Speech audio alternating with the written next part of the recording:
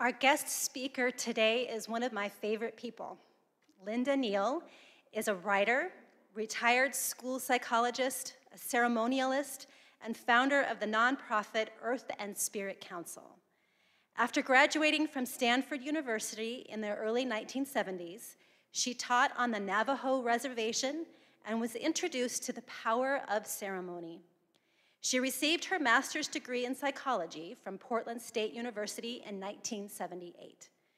Over the past 40 years, Linda has participated in Native ceremonies from various traditions and is recognized as an elder and ceremonial facilitator. She's taught classes in women's spirituality, dream work, ceremony, and spiritual abuse for churches, schools, colleges, and other institutions. Linda is dedicated to bringing the wisdom of Native peoples into the consciousness of the Western culture. Her book, The Power of Ceremony, Restoring the Sacred in Ourselves, Our Families, Our Communities, was published in 2011 to critical acclaim.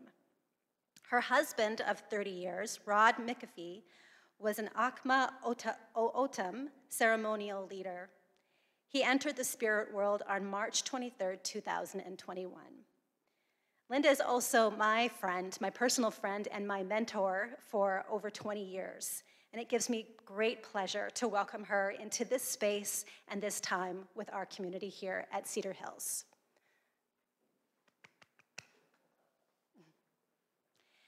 And before you begin, sorry, I've got the green button now. I just want to read the quote that she gave to us this week.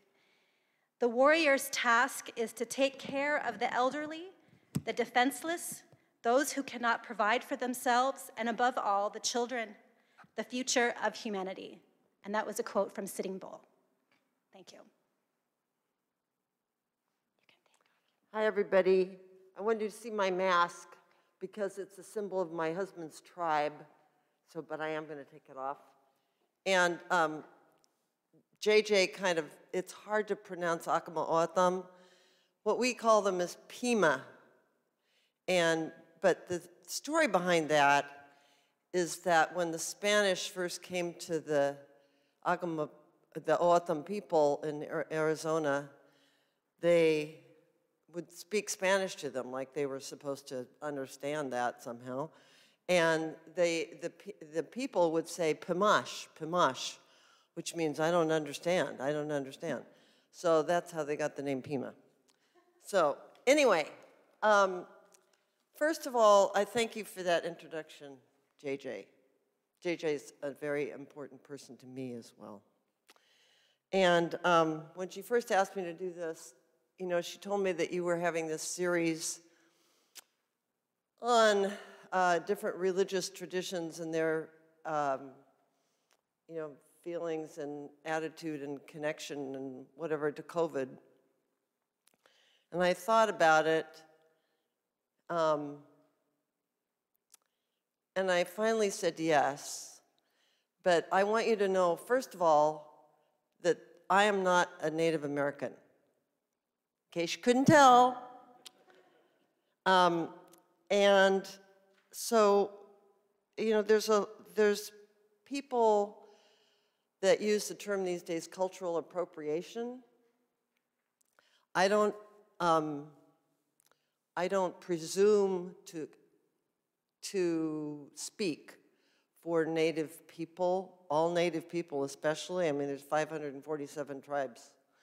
So, but there are some similarities between them. And I have, for most of my life now, been immersing myself in Native ceremonies, and I was privileged to be married to one of the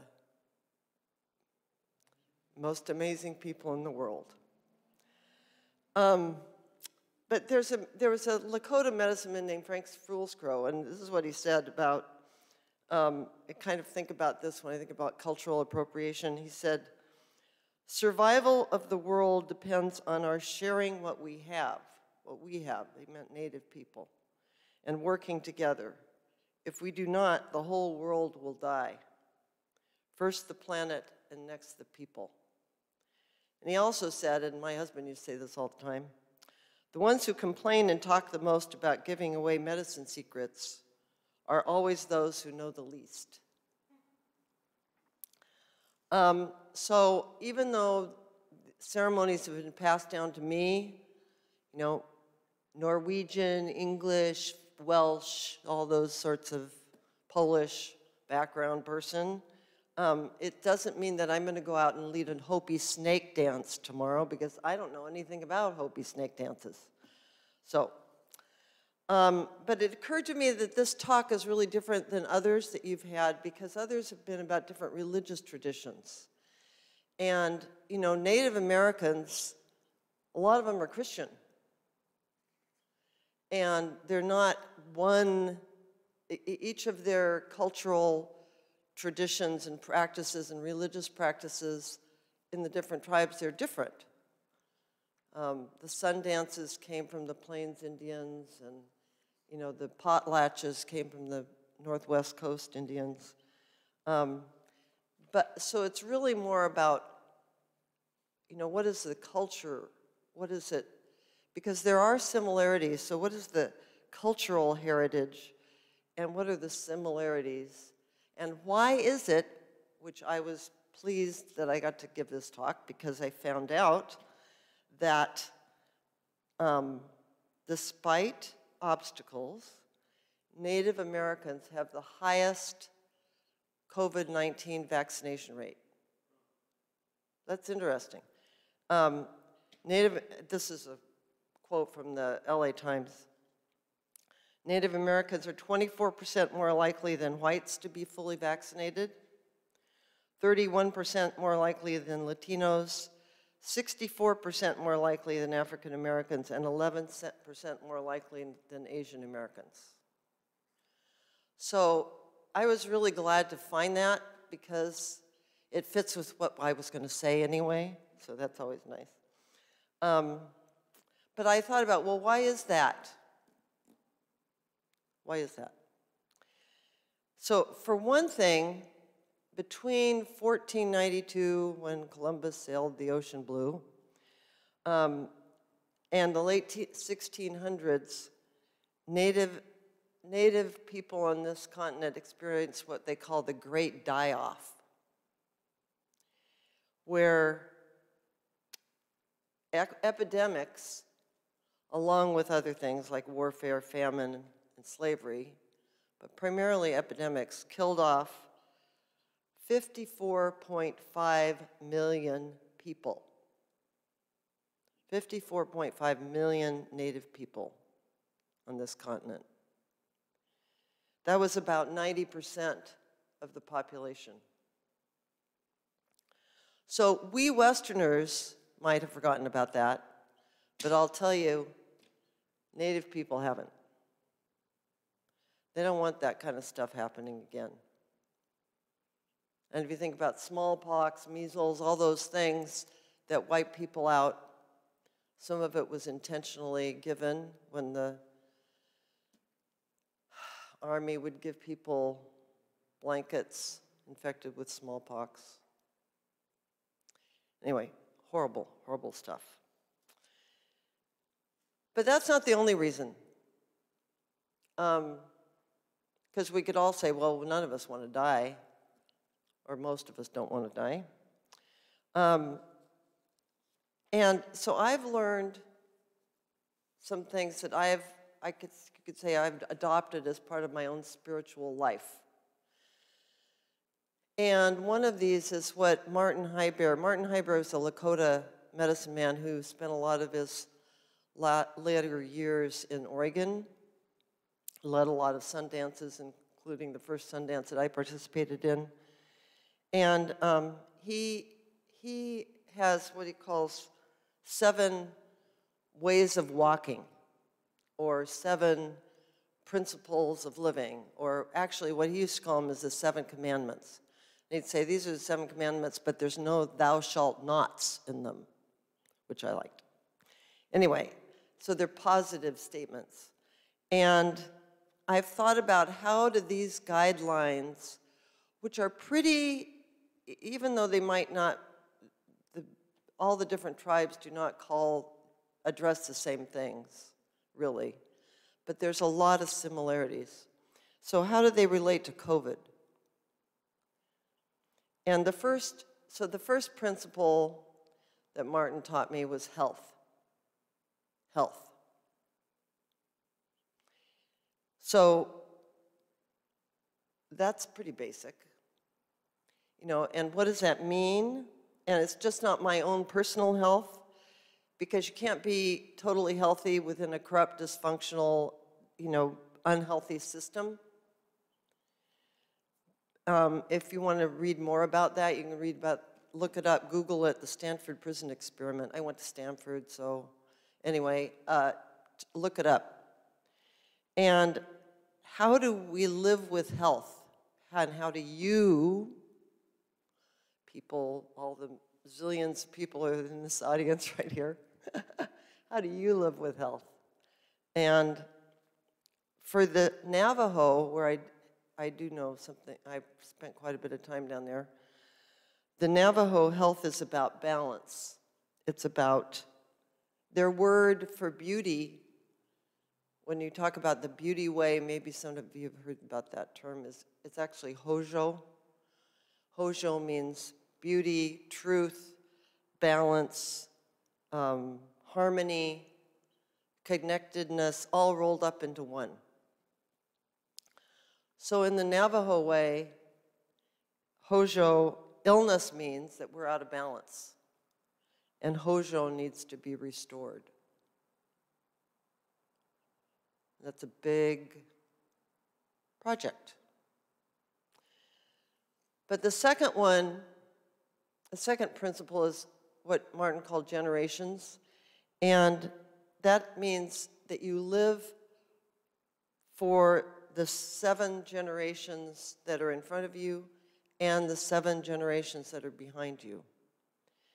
So in every tribal culture that I know anything about, respecting your elders is a big deal. It's a big deal. And you think about, okay, who does COVID affect most? People like me. I don't have any pre-existing conditions, though. But I think this is a real key to understanding why Native vaccination rates are so high, because it's about respecting your elders. We need to protect our elders. In tribal cultures, when an elder dies, it might mean a language dies. In the Burns Paiute tribe, where I have a place near there, there's only 3 people left that speak the Paiute language. So it's kind of like, as they say, it's like a library dies, vanishes. And really, if you think about it, that's true in this Western culture also. You know, it's true. We just don't emphasize it as much.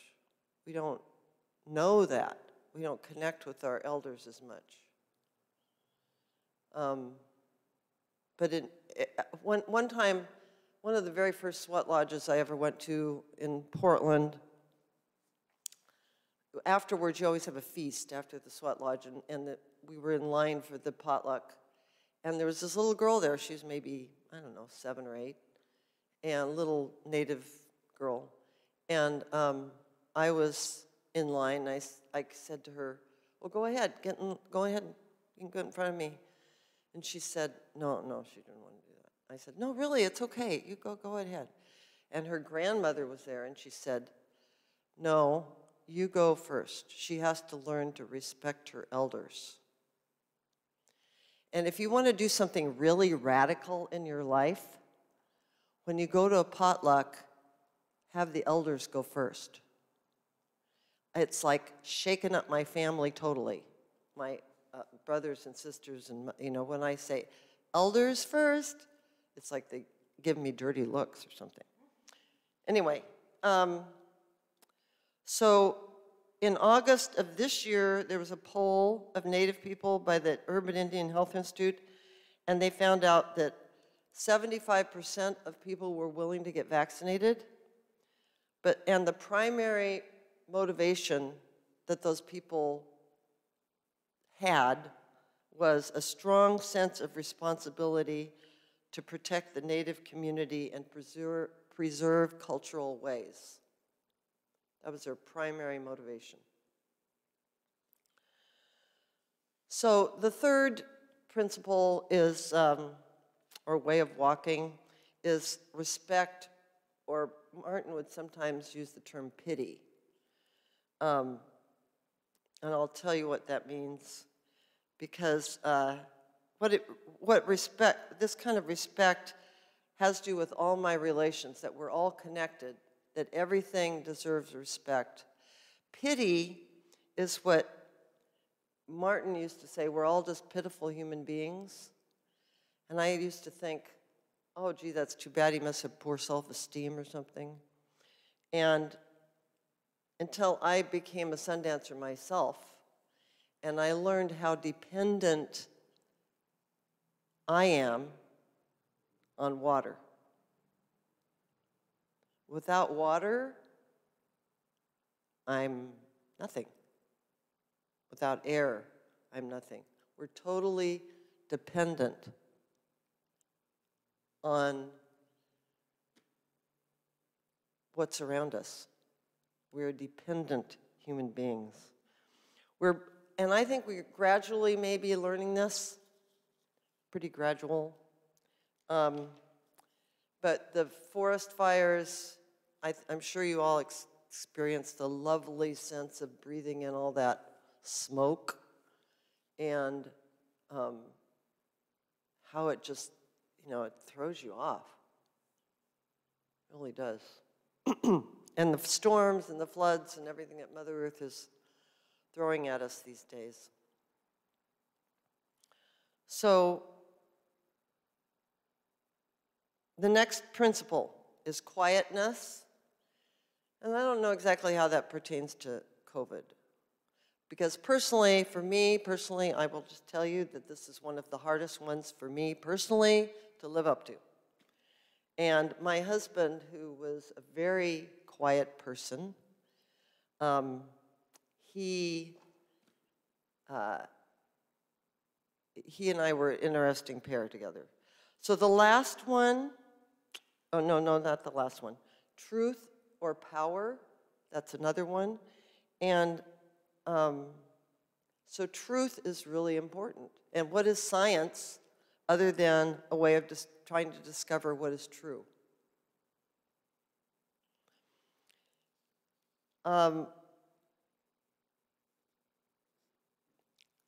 There's two more. The last two are helpfulness, and that means being helpful to other people, service. And the question that I ask everybody, not just all of you listening to this, is how are we being helpful if we're not getting vaccinated? How is that helpful to other human beings?